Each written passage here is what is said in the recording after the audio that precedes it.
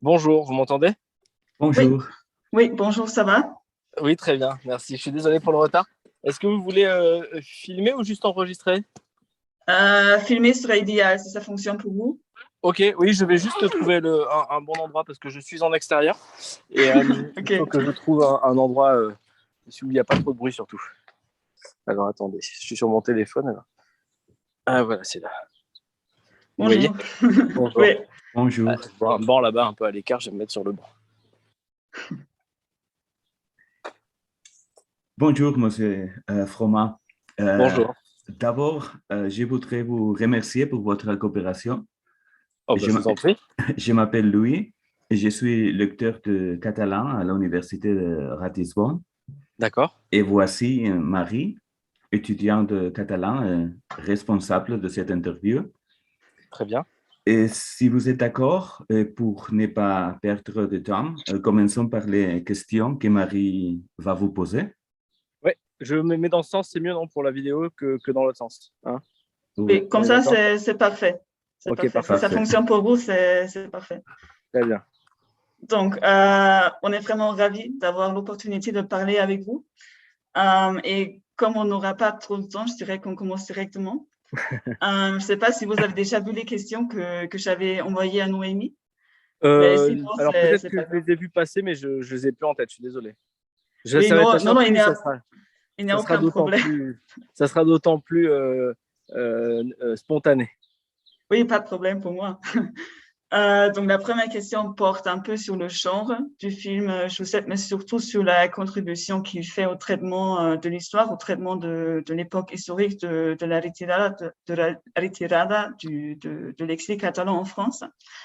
Euh, et même si le film se base donc sur des faits biographiques et historiques réels, il s'agit donc évidemment d'une œuvre de fiction. Et est-ce que vous croyez que la fiction nous donne d'autres possibilités de parler du passé et de l'histoire que des œuvres historiographiques, comme par exemple des documentaires, etc. C'est une très bonne question et en même temps une très vaste question. Oui, Euh, je suis pas sûr d'avoir toutes les compétences ou la culture nécessaire pour y répondre, mais ce que je peux vous dire, c'est que en tout cas dans notre cas, la question ne s'est pas vraiment posée puisque, enfin, plus exactement, la fiction était absolument nécessaire pour raconter oui, cette histoire. Pour être même juste historiquement, il fallait qu'on passe par la fiction parce que euh, on avait très peu de données documentaires et les seuls éléments documentaires qu'on avait étaient des dessins de Joseph Bartoli. Les principales pièces historiographiques qu'on avait étaient les dessins de Joseph Bartoli. Mais à partir de ces dessins, on avait aussi des éléments biographiques de Joseph Bartoli, mais totalement incomplets dans la chronologie. Donc, on avait d'une part des éléments historiques incomplets et d'autre part des dessins. Donc, la seule solution pour naviguer dans tout ça était d'essayer de combler les trous et donc de passer par la fiction. Donc, je ne sais pas si elle est meilleure, elle est absolument nécessaire de façon générale, ou je ne sais pas, mais en tout cas, dans notre cas, c'était un peu obligatoire et c'était même la seule solution pour s'en sortir. vous, en tant que dessinateur, on voit que le travail sur la mémoire, donc sur la mémoire collective, c'est vraiment quelque chose d'important pour vous. Est-ce que vous croyez que enfin, c'est la fonction plus importante qu'il y a pour, enfin, pour un dessinateur oh, je ne sais pas comment le dire, mais est-ce que vous croyez que, enfin, des projets artistiques jouent un rôle essentiel dans le traitement enfin, dans la prise de conscience de telles, enfin, époques historiques qui restent encore assez méconnues?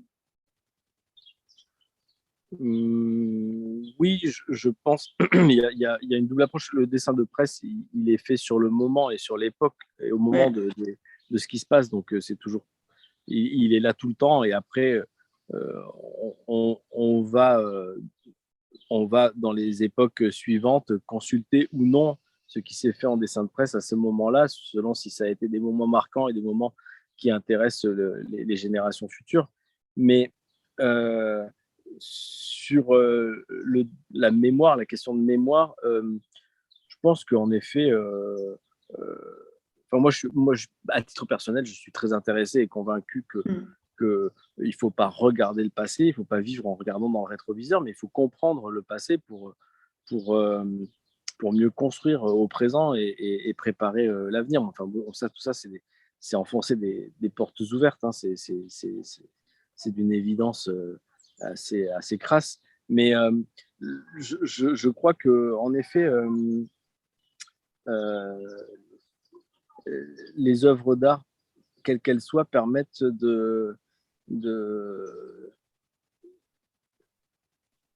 on vit une époque où on est dans une bascule au niveau de la culture globale.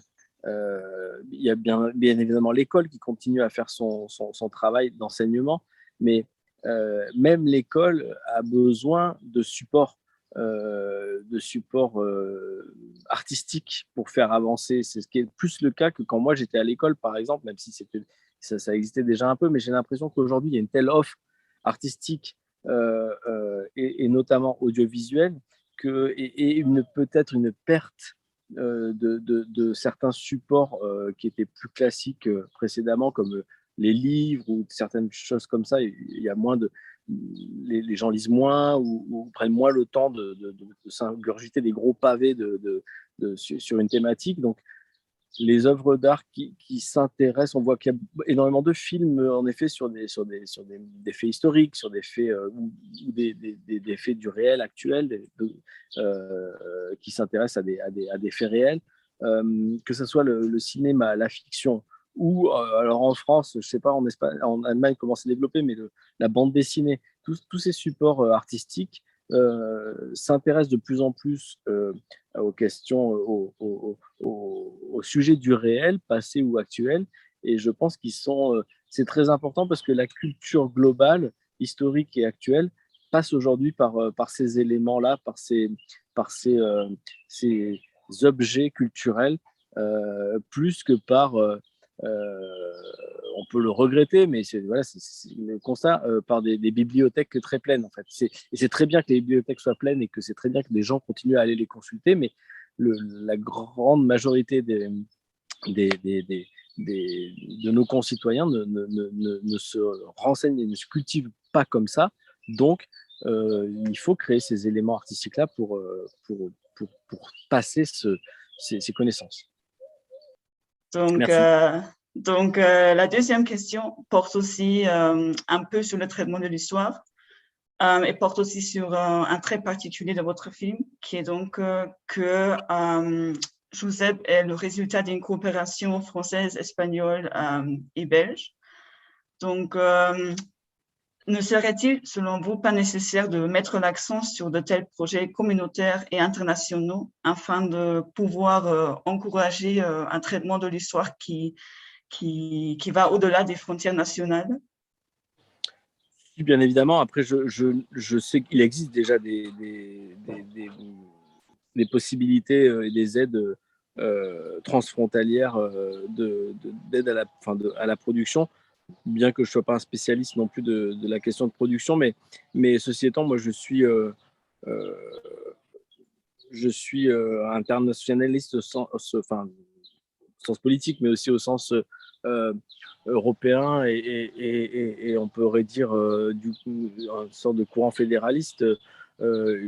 Chaque pays a ses particularités, c'est sa propre histoire, c'est sa culture, voilà, c'est ses propres.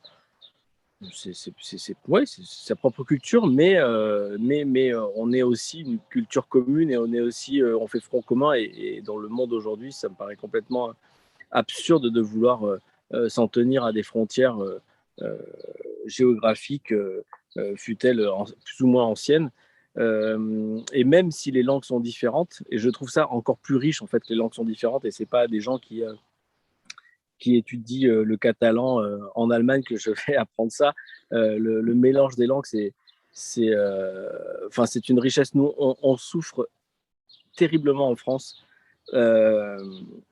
de cette étroitesse d'esprit qui a mené à penser au début du XXe siècle et qui continue à faire, à être un courant très fort, voilà, qu'on sent être le naturel de beaucoup de dirigeants sur la réflexion des langues, il ne faut que le français, parce que si on apprend autre chose que du français, on réduit la portée et la puissance de notre langue, et ce qui est non seulement faux, mais totalement le contraire de ce dont je suis convaincu, et je pense qui est la vérité, c'est-à-dire qu'au contraire, quelqu'un qui apprend plusieurs langues va avoir un cerveau beaucoup plus habile, développé, etc. Et donc, en France, on a tué toutes nos langues régionales au début du XXe siècle en imposant le français à tout le monde pour des raisons qui peuvent se comprendre à l'époque, mais c'est on ne peut plus dommageable, et je ne comprends pas qu'aujourd'hui, il y a encore des gens qui continuent à penser comme ça. Donc, malgré le fait qu'on n'ait pas les mêmes langues, malgré nos histoires différentes, nos cultures parfois différentes, ça me semble absolument nécessaire, compte tenu de notre histoire commune aussi, de monter des projets culturels, mais pas uniquement en cinéma, dans toutes les disciplines, les disciplines artistiques, des projets communs, et même au-delà de l'artistique, je pense que les médias devraient être plus, il y a Arte qui existe, mais il devrait y avoir beaucoup plus de médias transnationaux, transfrontaliers, enfin voilà, tout. Euh, c'est, je crois qu'aujourd'hui en France, les régions font ce travail-là plus que l'État. Et ce projet, Joseph, a aussi participé à, à, à créer un projet commun entre l'Occitanie et la Catalogne. La troisième question que j'ai préparée s'inscrit dans un contexte un peu plus général, parce que si j'ai déjà l'opportunité de parler avec un dessinateur de presse si talentueux comme vous, j'aimerais bien savoir de vous, en tant que dessinateur de presse, quelle est la fonction qu'assume le dessin de presse et aussi la presse satirique en général dans le traitement des problématiques sociales et historiques? Moi, je crois qu'il ne faut pas attendre trop du dessin de presse. Il a une fonction, pour moi, ça se limite à deux fonctions. Selon le support sur lequel on est, soit un support satirique, soit un support classique. Sur un support classique,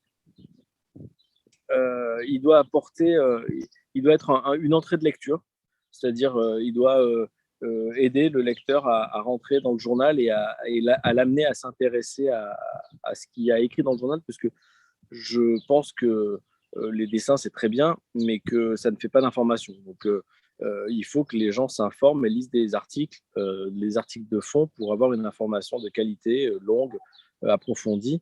Et le dessin, il est là pour happer le lecteur, l'accompagner, lui donner un peu de divertissement, et en même temps lui donner une sorte de contre-pied peut-être intellectuel, en disant on peut aussi penser comme ça. Voilà, on peut aussi voir les choses de cette manière-là. On peut se permettre en dessin de dire des choses qu'un article ne pourra jamais se permettre de dire, y compris dans un journal classique. Pour ce qui est de l'approche satirique, elle est un peu différente, quoique ces éléments-là comptent aussi, mais il y a aussi le côté qui pour moi est aussi absolument primordial, c'est que pardon, le dessinateur Cabu disait que le dessin est là pour venger. Et il y a de ça, c'est pas méchant en soi comme terme, mais excusez-moi, mais il est là pour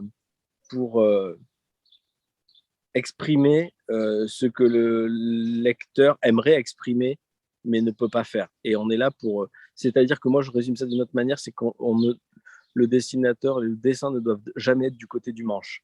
C'est-à-dire que celui qui tient le manche du marteau pour assommer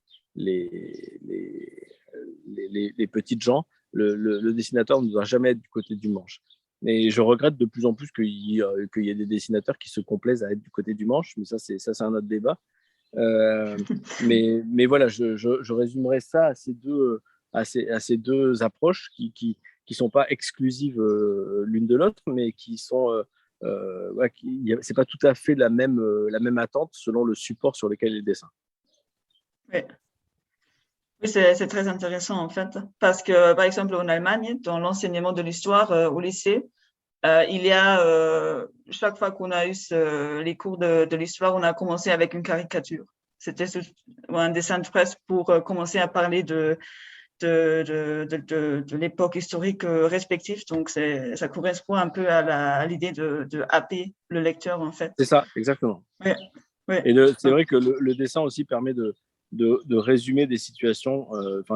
Après, ça, c'est la façon de faire et la pratique du dessin.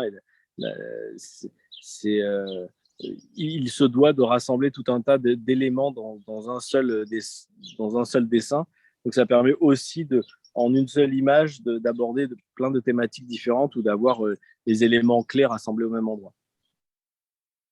La dernière question que l'on a préparée pour vous, c'est une question de curiosité un peu, parce que Noémie a dit que vous êtes à l'étranger et en train de faire des recherches.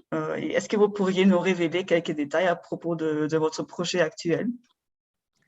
Alors, mon projet actuel a la particularité de ne pas être un film d'animation, mais ça sera un film en prise de vue réelle. L'autre particularité notable par rapport à Joseph, c'est que ce sera un film contemporain et pas un film historique. Ceci étant, c'est un projet qui creuse le sillon entamé par Joseph, puisque il sera toujours question d'héritage mémoriel,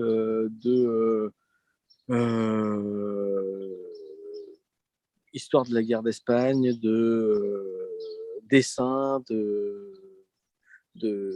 d'Espagne, bien évidemment, mais aussi beaucoup de musique. Donc voilà, c'est un projet. Dans Joseph, j'ai essayé de définir la force du dessin, ce que permettait le dessin, et dans ce nouveau projet, c'est d'où vient le dessin que j'essaie qu'est-ce qui mène à dessiner. Voilà. De mon part, ça serait déjà toutes les questions que j'ai préparées. Je ne sais pas, Louise, est-ce que tu as d'autres questions que tu voudrais me poser? Non, merci. Je voudrais seulement me remercier. Merci beaucoup, Monsieur Froment, Je vous en prie. pour votre film et Merci. pour votre temps. Merci. À bientôt. Oui, merci, au revoir. Au revoir. Au revoir.